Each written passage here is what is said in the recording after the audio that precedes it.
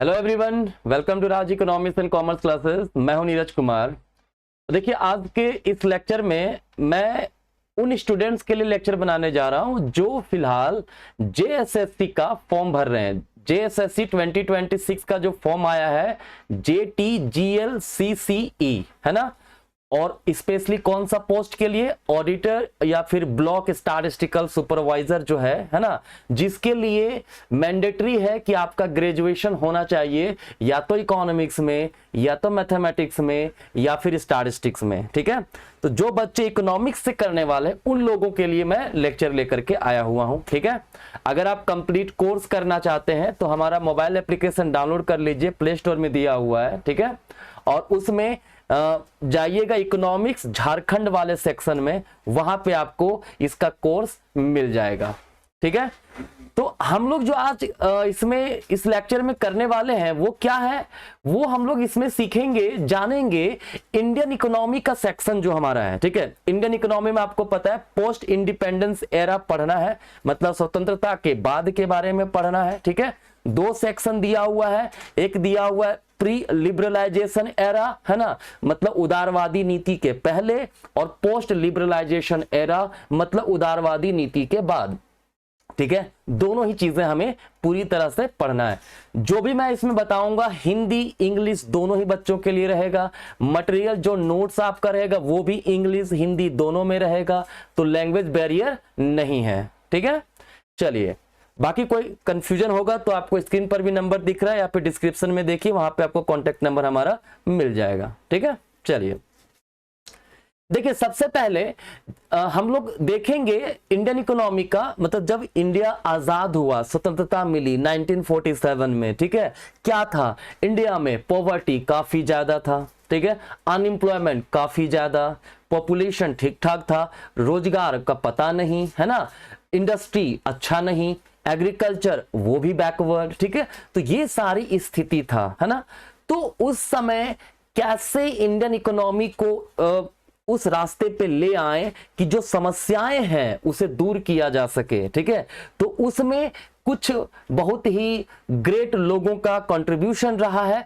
तो हमारा जो पहला टॉपिक है वही है कंट्रीब्यूशन ऑफ वकील, फिर है गाडगिल एंड VKRV राव। ठीक है, इन तीनों के बारे में हम लोग जानेंगे कि इनका मेजर कंट्रीब्यूशन क्या रहा है हमारे इंडियन इकोनॉमी के प्लानिंग में। आजादी के समय इन लोगों ने क्या कंट्रीब्यूट किया है कि इंडियन इकोनॉमी जो है बेहतर इकोनॉमी बनकर उभरा है। ठीक है, तो सबसे पहले हम लोग ठीक है, ये मैंने बता दिया अभी ऑलरेडी आपको। ठीक है, कि जब आजादी मिला उस समय हम लोग को काफी सारे प्रॉब्लम्स इंडिया में देखने को मिला। गरीबी पूरा बहुत ज्यादा था। ठीक है, बेरोजगारी काफी ज्यादा था, इंडस्ट्रीज डेवलप नहीं थे। ठीक है, क्योंकि इंडिया जो है फेमस था हैंडीक्राफ्ट इंडस्ट्री के लिए, और ब्रिटिशर्स ने हैंडीक्राफ्ट इंडस्ट्री को बर्बाद कर दिया था। ठीक है, इसके अलावा फूड शॉर्टेज था, है ना, यहाँ पे बहुत अच्छा एग्रीकल्चर नहीं हो रहा था, नेशनल इनकम हमारा काफी कम था, रीजनल इम्बैलेंसेस था। कोई क्षेत्र ऐसा था जो थोड़ा बहुत डेवलप था, कोई क्षेत्र बहुत ज्यादा बैकवर्ड था। तो बहुत सारा ये रीजनल इम्बैलेंस जो क्षेत्रीय विषमताएं हैं वो देखने को मिलता था। ठीक है, तो इसमें हम देखते हैं सबसे पहले कंट्रीब्यूशन ऑफ CN वकील, है ना।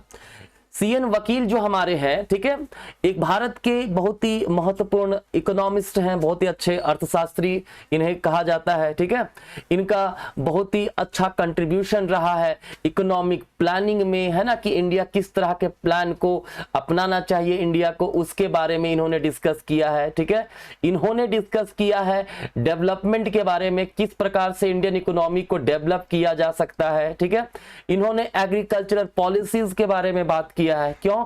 क्योंकि वो बिलीव करते थे, ठीक है, कि इंडिया जिस स्थिति में है, बिना प्लानिंग के, बिना योजना के हम इसका डेवलपमेंट नहीं कर सकते हैं। ठीक है, तो इनका जो मेजर कंट्रीब्यूशन है कुछ पॉइंट्स में है, मैं बता दे रहा हूं। पहला है advocacy of planned economic system, है ना, मतलब भारत की जो अर्थव्यवस्था है वो नियोजित अर्थव्यवस्था होनी चाहिए। मतलब पहले प्लान करेंगे कि आने वाला समय में कहां कहां पे हमें खर्च करना है। ठीक है, और उसी वे में हम उसको क्या करेंगे, खर्च करेंगे। ठीक है, इम्फेसिस ऑन बैलेंस्ड ग्रोथ। इन्होंने कहा डेवलपमेंट जो होगा ना, डेवलपमेंट का स्ट्रैटेजी ऐसा ना हो कि हम सिर्फ एग्रीकल्चर का डेवलपमेंट करें, नहीं, एग्रीकल्चर का भी करें, साथ में इंडस्ट्री का भी करें, ठीक है, ये बैलेंस्ड ग्रोथ कहलाता है, ठीक है, simultaneous development of all sector, है ना, सभी क्षेत्र का एक साथ अगर डेवलपमेंट करते हैं तो उसे हम लोग संतुलित विकास अर्थात बैलेंस्ड ग्रोथ कहते हैं, ठीक है। इसके अलावा इनका कंट्रीब्यूशन ये था एम्प्लॉयमेंट ओरिएंटेड डेवलपमेंट होना चाहिए। उनका कहना था डेवलपमेंट इस प्रकार से हो कि एम्प्लॉयमेंट ज्यादा जनरेट हो, रोजगार का सृजन हो, ऐसा डेवलपमेंट नहीं कि जिसमें रोजगार बढ़ ही ना रहा हो, ठीक है। फिर contribution to national income studies, है ना, राष्ट्रीय आय के अध्ययन में भी इनका अच्छा खासा योगदान रहा। इन्होंने कहा भारत की जो अर्थव्यवस्था है एक प्रकार से बड़े बहुत ज्यादा लोग हैं, पॉपुलेशन काफी ज्यादा है, लोग काफी गरीब हैं, रूरल एरिया ज्यादा है, यहाँ के लोग एग्रीकल्चर पर ज्यादा डिपेंडेंट है, तो सबसे पहला हमें काम ये करना चाहिए कि एग्रीकल्चर सेक्टर को काफी ज्यादा डेवलप करना चाहिए, ठीक है। तो इनका जो मेन कंट्रीब्यूशन है ये 5 पॉइंट्स हम लोग याद रख सकते हैं, ठीक है। क्या? नियोजित आर्थिक विकास अर्थात advocacy of planned economic system, संतुलित विकास मतलब balanced growth, employment oriented development मतलब रोजगार युक्त विकास, है ना। फिर है contribution to national income studies मतलब राष्ट्रीय आय अध्ययन में योगदान, और एग्रीकल्चरल डेवलपमेंट कृषि विकास। क्लियर है? चलिए नेक्स्ट है हमारा कंट्रीब्यूशन ऑफ डी.आर. गाडगिल, है ना। ये जो डी.आर. गाडगिल थे ये भी इंडिया के काफी फेमस इकोनॉमिस्ट रहे हैं, ठीक है। अगर आपने इकोनॉमिक्स पहले से पढ़ा होगा, ठीक है, तो इनका नाम पढ़ा होगा कहीं ना कहीं, ठीक है, हिस्ट्री ऑफ इकोनॉमिक थॉट में आपने कहीं ना कहीं इनका पढ़ा होगा, ठीक है। He made significant contribution in the area of regional planning, decentralised development, rural economy, cooperative movement, इन सब चीजों के बारे में इन्होंने बात किया है। सबको वन बाय वन हम लोग देखते हैं, ठीक है। सबसे पहला जो गाडगिल का कंट्रीब्यूशन था वो था गाडगिल फॉर्मूला। ये क्या? ये बड़ा इंपॉर्टेंट सा सवाल आता है, ठीक है।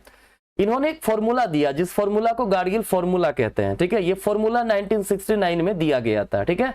ये फॉर्मूला था क्या? ये था कि जो allocation of central financial assistance to state under 5-year plan, ठीक है, जो पंचवर्षीय योजना भारत में उस समय लागू था, ठीक है, पंचवर्षीय योजना जो चल रहा था उसमें केंद्र सरकार किस प्रकार से वित्तीय सहायता प्रदान करे राज्यों को, इसके बारे में इन्होंने फॉर्मूला दिया था, ठीक है। इसका ऑब्जेक्टिव क्या था? फेयर और बैलेंस डिस्ट्रीब्यूशन और रिसोर्सेज का अमंग डिफरेंट स्टेट्स, है ना, मतलब जिस स्टेट को ज्यादा आवश्यकता है वहां ज्यादा मिले रिसोर्सेज, जिस स्टेट को कम जरूरत है उसे कम मिले। तो ये फिर बांटा कैसे गया? क्राइटेरिया क्या था? अभी आप पढ़ते होंगे फिनांस कमीशन के बारे में, उसमें भी सेंट्रल स्टेट रिलेशनशिप की बात होता है, फिनेंशियल रिलेशनशिप कैसे किस क्राइटेरिया पे बांटा जाता है, ऐसा ही क्राइटेरिया उस समय भी था, ठीक है, गाडगिल ने दिया था। क्या था? पहला था पॉपुलेशन, कहता है state with larger population receive more fund, ज्यादा पॉपुलेशन है ज्यादा रिसोर्स का जरूरत पड़ेगा तो उसे ज्यादा देना है। Per capita income, poor state receive greater assistance, जो ज्यादा गरीब राज्य है, ठीक है, उन्हें ज्यादा असिस्टेंस मिलेगा, सहायता मिलेगा। Tax effort, encourage state to mobilise resources, ठीक है, अगर आप किसी राज्य में टैक्स का कलेक्शन अच्छा हो रहा है, लोग अच्छे से दे रहे हैं तो उनको ज्यादा असिस्टेंस दिया जाएगा, ठीक है। मतलब टैक्स चोरी जहां कम होता है वहां ज्यादा असिस्टेंस, जहां टैक्स चोरी बहुत हो रहा है वहां पे स्पेशल अटेंशन नहीं देते तो सरकार, ठीक है। स्पेशल प्रॉब्लम मतलब help backward and difficult region, कई सारे ऐसे स्टेट थे जो काफी हाईली बैकवर्ड थे, ठीक है, तो उनको स्पेशली कुछ फंड देने की बात कही गई। ऑनगोइंग प्रोजेक्ट मतलब supported continuity of development project, अगर कोई प्रोजेक्ट चल रहा है पहले से तो उसको कंटिन्यू रखना है, उसे खराब नहीं होने देना है, ठीक है। तो ये सबसे पहला गाडगिल फॉर्मूला पहला कंट्रीब्यूशन था। दूसरा था डिसेंट्रलाइज्ड प्लानिंग। देखो डिसेंट्रलाइज्ड प्लानिंग का मतलब क्या होता है? एक होता है सेंट्रलाइज्ड प्लानिंग, एक होता है डिसेंट्रलाइज्ड प्लानिंग, ठीक है। मतलब कहता है कि प्लानिंग जो हो, है ना, ऐसा ना हो कि सिर्फ सेंट्रल गवर्नमेंट के पास लिमिटेड हो, लोकल गवर्नमेंट, रीजनल अथॉरिटी, इसका भी भागीदारी होना चाहिए, पार्टिसिपेशन प्लानिंग में होना चाहिए। सेंट्रलाइज्ड प्लानिंग में सेंट्रल गवर्नमेंट जो है वो प्लान बनाएगा, वो सब पे लागू हो जाएगा। डिसेंट्रलाइज्ड मतलब लोकल बॉडीज को भी साथ में इंक्लूड किया जाता है, ठीक है। इसको बोलते हैं डिसेंट्रलाइज प्लानिंग। इन्होंने फोकस किया था डिसेंट्रलाइज प्लानिंग होना चाहिए, रूरल एरिया का डेवलपमेंट होना चाहिए, क्योंकि रूरल एरियाज में काफी ज्यादा लोग उस समय, मतलब जब आजादी मिला था अधिकतर लोग तो रूरल एरिया में ही रहते थे, तो रूरल एरिया का डेवलपमेंट होना चाहिए, कोऑपरेटिव मूवमेंट होना चाहिए, बैलेंस रीजनल डेवलपमेंट होना चाहिए, ठीक है, मतलब हर क्षेत्र का विकास होना चाहिए, कोई क्षेत्र मतलब बचा ना रह जाए, कोई क्षेत्र ऐसा ना हो जिसका विकास ना हो, ठीक है। इसके बाद contribution of VK RV Rao का आता है, ठीक है। तो वीके आरवी राव जो है ये बहुत ही फेमस इकोनॉमिस्ट है, इनका सबसे बड़ा कंट्रीब्यूशन जो है वो नेशनल इनकम एस्टिमेशन में है, ठीक है। इन्होंने साइंटिफिक मेथड दिया था नेशनल इनकम एस्टिमेट करने के लिए। इसके अलावा डेवलपमेंट इकोनॉमिक्स में भी इनका कंट्रीब्यूशन रहा है, ठीक है। इनका कंट्रीब्यूशन मेन पावर प्लानिंग में रहा है, मतलब लोगों को कैसे डेवलप करना है, कंट्री का ह्यूमन कैपिटल फॉर्मेशन कैसे बेहतर करना है, इसके बारे में बात किया, क्योंकि उनका मानना था कि एक कंट्री तब तक डेवलप नहीं होगा जब तक कि वहां का ह्यूमन कैपिटल फॉर्मेशन बेहतर नहीं होगा, ठीक है। तो ह्यूमन कैपिटल फॉर्मेशन पे काफी ज्यादा फोकस था, इसके लिए उन्होंने कहा कि एजुकेशन पे फोकस करना चाहिए, हेल्थ पे फोकस करना चाहिए, ठीक है। So these are the contribution of VK RV Rao, ठीक है। तो ये हमारा था पहला, मतलब प्री लिबरलाइजेशन एरा का पहला टॉपिक, ठीक है। इसी प्रकार से सिंपल वे में डिटेल में हर एक टॉपिक को मैं आप लोगों को पढ़ाने वाला हूं, ठीक है। तो आप चैनल के साथ कनेक्टेड रहिए। इसके अलावा अगर आपको ऑनलाइन क्लास करना है तो अभी आप हमारे साथ जुड़ जाइए ऑनलाइन क्लास में। Thank you.